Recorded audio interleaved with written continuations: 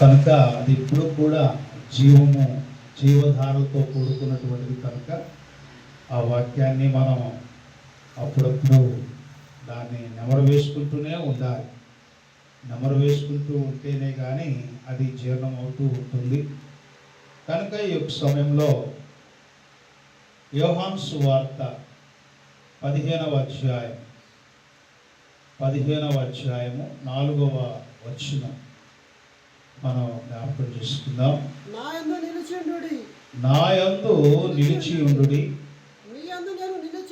నీ యందు నేనును నిలిచి ఉండును. తీగె ద్రాక్షావళిలో నిలిచి ఉంటేనే గాని తనంతట తానే ఎలాగూ ఫలింపదో, అలాగే నా యందు నిలిచి ఉంటేనే గాని మీరును ఫలింపరు అంటాడు. ఇక్కడ నా యందు నిలిచి ఉండుడి, ఈ వర్డ్ గురించే మనం ధ్యానం చేసుకుందాం. నా యందు నిలిచి ఉండుడి. మనందరం కూడా ఆయన యందు నిలిచి ఉన్నటువంటి వారమే. కానీ నా యందు నిలిచి ఉండండి అనేటువంటి మాటలో ఇంకా ఏమైనా లోతుపాతులు ఏమైనా ఉన్నాయేమో. నిలిచి ఉండండి అని పర్టికులర్గా ఈ యొక్క విషయాన్ని పదే పదే నొక్కి చెప్తూ ఉన్నాడు. ఎందుకు అనేటువంటిది కూడా మనం ఆలోచించాలి. అయితే ఇక్కడ మనం గమనించినప్పుడు ఇంగ్లీష్ వర్షన్స్లో మనం చూస్తే కొంచెం డిఫరెంట్గా ఈ ట్రాన్స్లేషన్స్ జరిగాయి.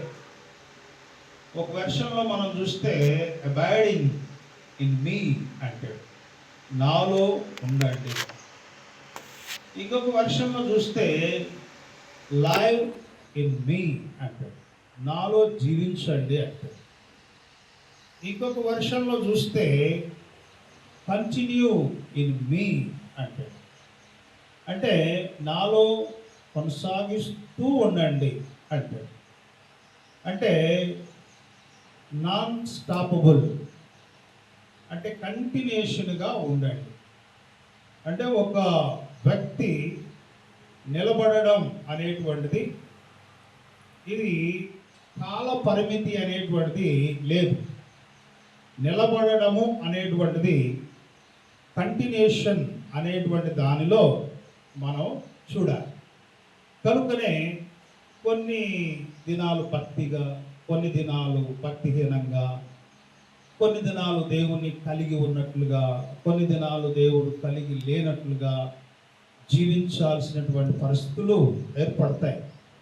ఎందుకంటే అలాంటి పరిస్థితుల్లో మనం జీవిస్తూ ఉన్నాం. కనుకనే ఇక్కడ ఈ విషయంలో మనం గమనించినప్పుడు ఒక 4 పిల్లర్స్ ఉన్నాయి.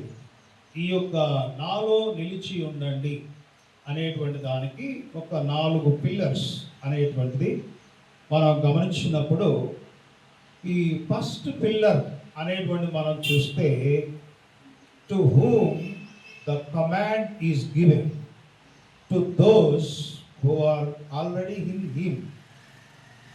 ఎవరికి ఈ ఆజ్ఞ ఇవ్వబడింది అంటే ఇప్పటికే ఆయనలో ఉన్నవారికే ఇవ్వబడింది. ఆయనలో ఉన్నవారికే ఇవ్వబడింది ఈ ఆజ్ఞ.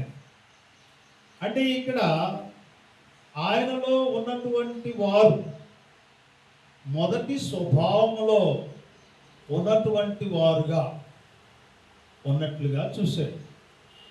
అంటే మొదటి స్వభావము అంటే సేవకులకి మరీ వ్యాఖ్యానించి